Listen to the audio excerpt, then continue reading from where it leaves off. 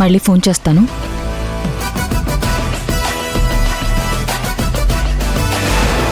ఎవరండి మీరు? ఏం కావాలి? ఏం లేదండి, నాకు విషయం తెలిసింది. ఒకసారి మీతో మాట్లాడి వెళ్దామని వచ్చాను. ఏ విషయం తెలిసిందండి? అసలు మీరెవరో నాకు తెలీదు. మా గురించి మీకేం తెలిసింది? అసలు ఏం మాట్లాడుతున్నారు? కొడుకు అనారోగ్యం పెట్టుకుని ఒక అమాయకురాలనిచ్చి పెళ్లి చేయాలని చూస్తున్నారే, దాని గురించి మాట్లాడాలి.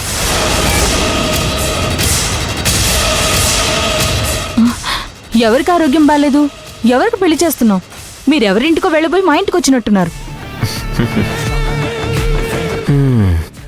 డాక్టర్లేమో 3 నెలల్లో ప్రాణం పోతుందని చెప్పారు. కానీ ఆ అమ్మాయినిచ్చి పెళ్లి చేస్తే మీ కొడుకు పూర్ణాయుష్కుడు అవుతాడని ఒక జ్యోతిష్కుడు చెప్పాడు. ఆ చిన్న నమ్మకంతో మీరు పెళ్లి చేయాలని చూస్తున్నారంట. ఆ విషయం నాకు తెలిసింది.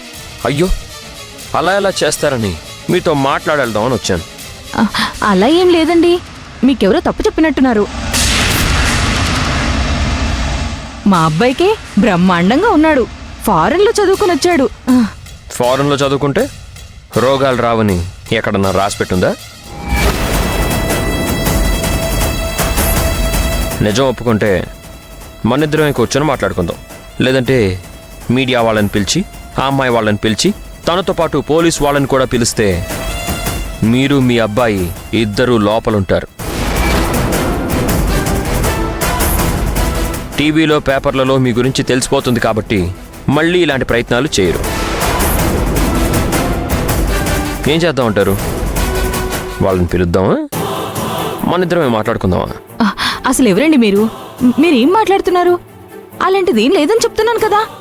ముందు మీరు ఇక్కడి నుంచి వెళ్ళిపోండి. సరే, ఇంత చెప్పినా కూడా మీరు ఇంకా బుకాయిస్తున్నారు కాబట్టి మీ అబ్బాయిని పరీక్ష చేసే డాక్టర్ ప్రవీణ్ కుమార్ రెగ్యులర్గా ట్రీట్మెంట్ చేసేది ఆయనే. మీ అబ్బాయి 3 నెలల కంటే ఎక్కువ బతకడని చెప్పింది ఆయనే. ఆ అమ్మాయి మహాలక్ష్మి హోటల్ ఓనర్ రాఘవ చెల్లెలు. ఆ అమ్మాయి జాతకం ప్రకారం ఆ అమ్మాయికి ఇచ్చి పెళ్లి చేస్తే మీ అబ్బాయి పూర్ణాయుష్కుడు అవుతాడని ఆ జ్యోతిష్కుడు మాటలు నమ్మారు. ఇప్పుడు నేను చెప్పిన డీటెయిల్స్ అన్నీ కరెక్ట్గానే ఉన్నాయా, లేక ఏమైనా మిస్ అయ్యాయా? కూర్చొని మాట్లాడుకుందాం.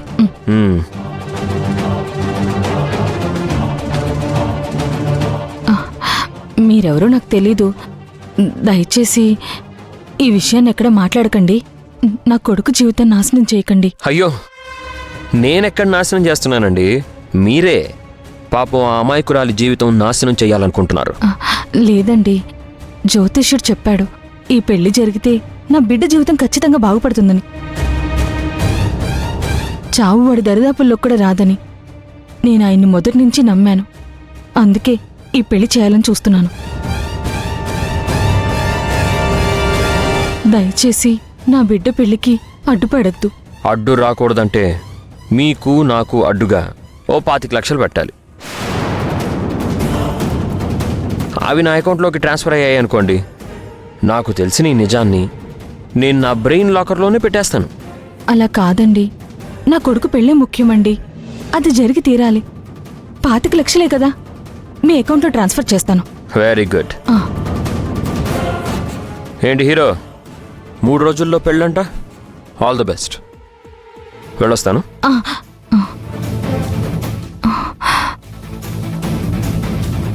ఎవరమ్మా ఈయన?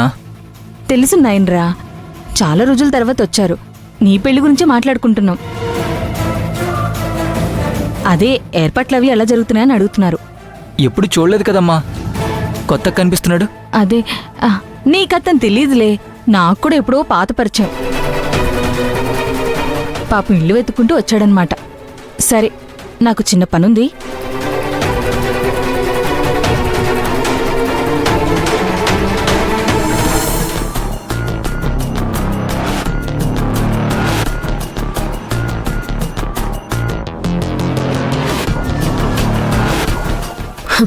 మనం కనిపించకపోతే చాలు, ఆ మాత్రం భయం ఉంది.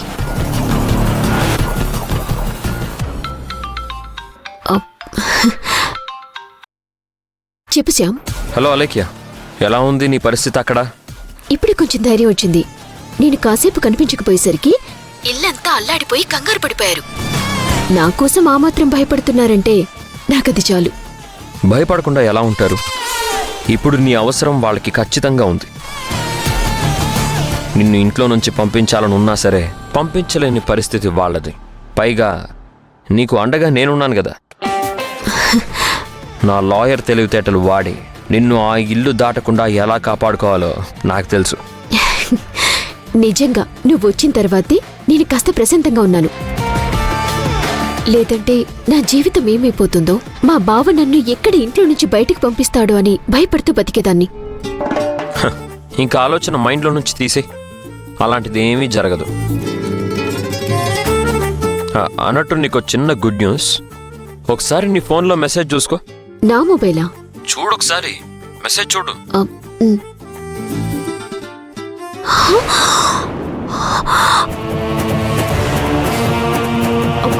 హలో శ్యామ్, 25 lakhs నా అకౌంట్లోకి వచ్చాయి. నువ్వేనా పంపించింది?